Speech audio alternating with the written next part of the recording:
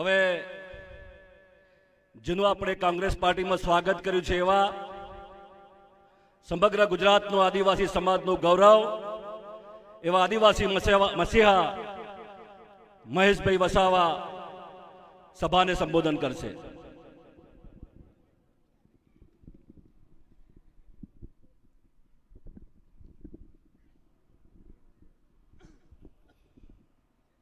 જય જોહાર, જય આદિવાસી, જય સંવિધાન, જય ભારત, જય કોંગ્રેસ.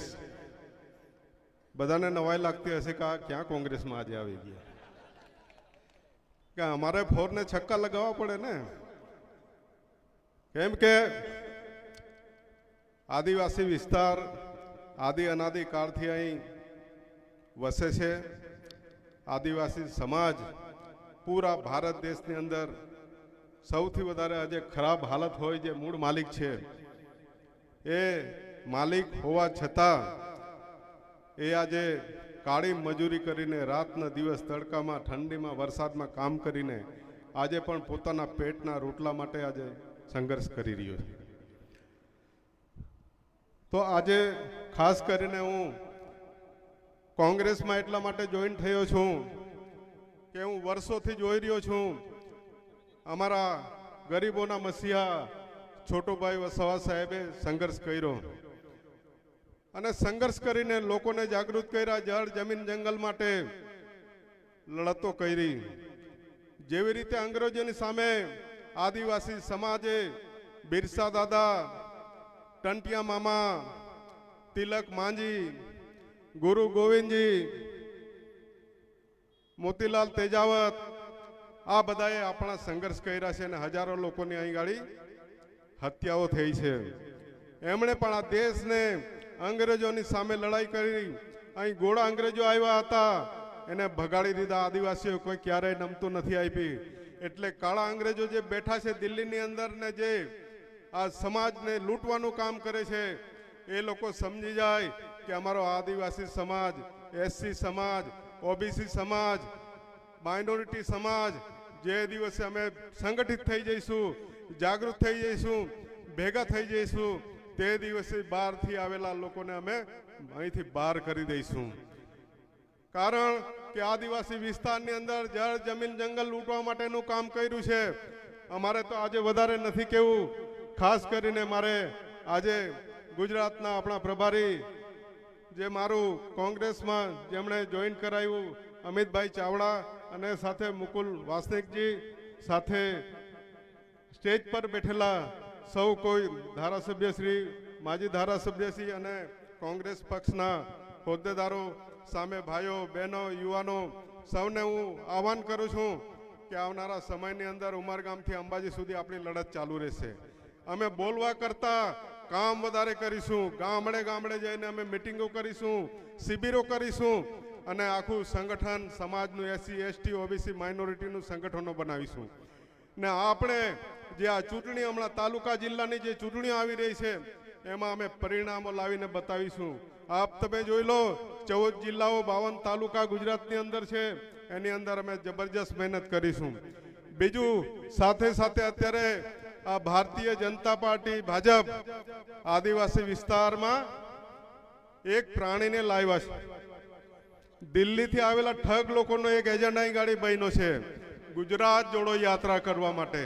એ ગુજરાત જોડો યાત્રા નથી, આદિવાસી તોડો યાત્રા કરે છે એ માણસ. કેમ કે એને આપણે સબક શીખવવો પડશે. એનું કારણ છે કે પણ ભાજપનું પ્યાદુજ છે, બે ટીમ છે, એ આરએસએસની પેદાઈશ છે.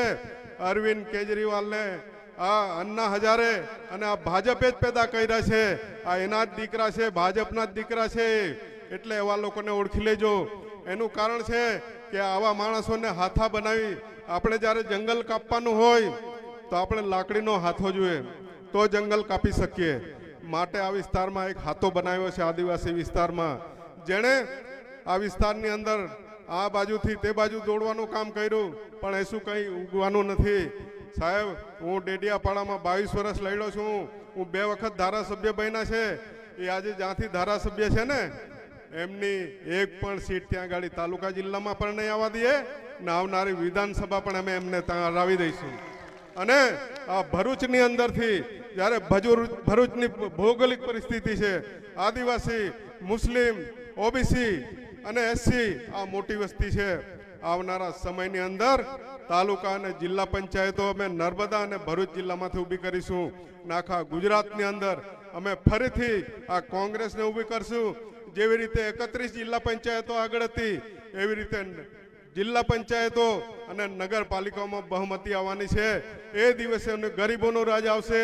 આ ગરીબો માટે જળ જમીન જંગલ માટે લડશું. ને ખાસ કરીને ઉમરગામથી અંબાજી સુધી આ વિસ્તારમાં સિંચાઈનું પાણી નથી. આ એક ખેતરમાં અમે સિંચાઈ માટે પાણી લાવીશું.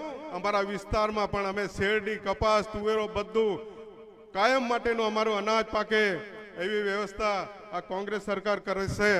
અને આ વિસ્તારની અંદર જેણે ખનીજો ચોરવાનું કામ કર્યું, જિજ્ઞેશભાઈએ કીધું કે મોટા લોકોના બંગલા શહેરોમાં બને છે. મારો આદિવાસી સમાજ ત્યાં મજૂરીએ જાય છે, કેમ કે આ વિસ્તારમાંથી જે બંગલાઓ બને છે એનું મટીરિયલ આ વિસ્તારમાંથી નીકળે છે. પથ્થરો, રેતી, પાણી અને કારીગરો પણ આપણા જ લોકો છે, મજૂરો પણ આપણા જ લોકો છે. છતાં બી આજે બંગલા એ લોકોના બન્યા છે. ને આજે આદિવાસી વિસ્તારના ગામડાઓની અંદર જો કેમ બધાના ઝૂંપડા જ છે ને. આટલું મોટું જંગલ હતું, એ જંગલ ક્યાં જતું રહ્યું?